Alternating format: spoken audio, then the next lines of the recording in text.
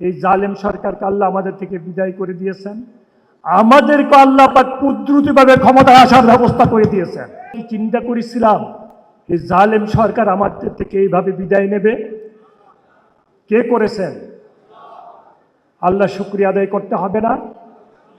আমি বিশ্বাস করি আজকে আমাদের ছাত্র দল আয়োজিত এই কোরআন প্রতিযোগিতার অনুষ্ঠানটা আল্লাহ শুকরিয়া আদায়ের জন্যই করা হয়েছে। আমি বিশ্বাস করি আল্লাহর যত বেশি শুকরিয়া আদায় করবে আল্লাহ তত রহমত করবে, দয়া করে।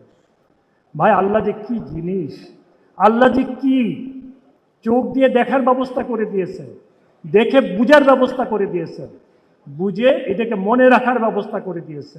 কে করেছেন? আল্লাহ সমস্ত ক্ষমতার অধিকারী আমার আল্লাহ। এই জালেম সরকারকে আল্লাহ আমাদের থেকে বিদায় করে দিয়েছেন। আমাদেরকে আল্লাহ পাক কুদরতিভাবে ক্ষমতায় আসার ব্যবস্থা করে দিয়েছেন। এই জন্য সবাই বলি আলহামদুলিল্লাহ।